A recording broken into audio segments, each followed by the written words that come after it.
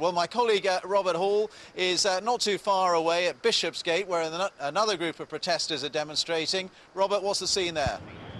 Well, Ben, we were here at 12:30 this morning when the climate campers arrived to begin pitching the first tents in Bishopsgate. I would say within half an hour the street was full of tents, the buildings hung with bunting. I don't know whether we can pan across and show a sort of sense of what the street now looks like. About 1,500 people here as far as we know, and it's been very good-natured most of the day, the police adopting what I suppose you'd call a soft policing technique. We haven't seen riot gear until probably about 6:30 this evening, when the atmosphere changed quite radically round about the time that there were incidents where Ben is down near Bank. At that point, NATO helmets were put on, and there were some suggestions that the police had been quite heavy-handed in moving in close to the crowd at this end of the street. That has changed the atmosphere a bit, although I must say in the past half hour it's relaxed. But we do now have a box of policemen on all three sides of the campers in the street here. Let's have a quick word with Timothy Lever from Climate Camp. Timothy, first of all, what were your intentions? We're here outside the Climate Exchange. What was the message in simple terms you were trying to put across?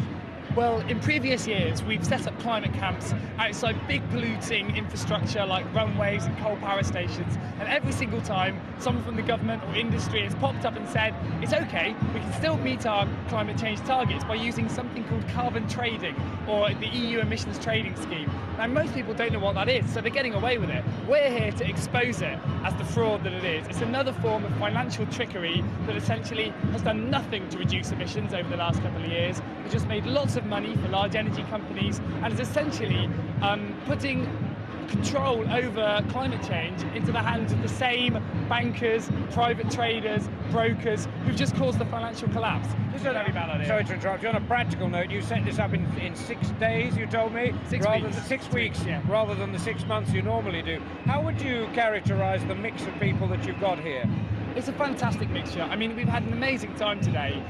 We swooped in at 12:30 and took over the entire street, and essentially we transformed this area that's normally part of the climate problem into part of the climate solution. And we're here to challenge the idea that we can use free market ideas that we've just seen to have failed on a global scale to try and solve climate change, the biggest threat facing humanity. It's a disaster waiting to happen.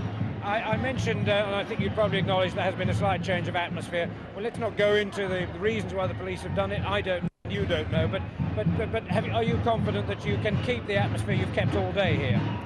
We're doing our best. Essentially, we had a meeting with the police yesterday where they said they were not going to use aggressive tactics, and they knew this was going to be a calm protest.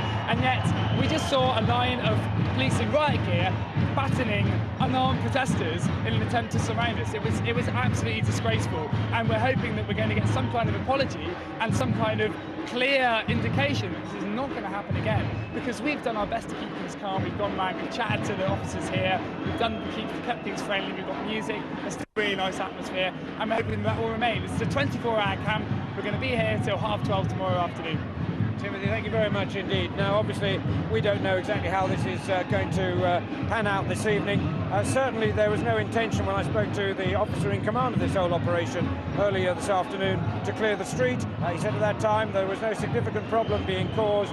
As I say, the atmosphere has changed. If it does change again for the worse, it will almost certainly be due to the efforts or the performs whatever the actions of a minority of people here. Because, as I say, and I must stress it, I've seen it, we've all seen it, it has been very peaceful here most of the day. Just 1 or 2 arrests out of 1,500 people. Back to you in the studio.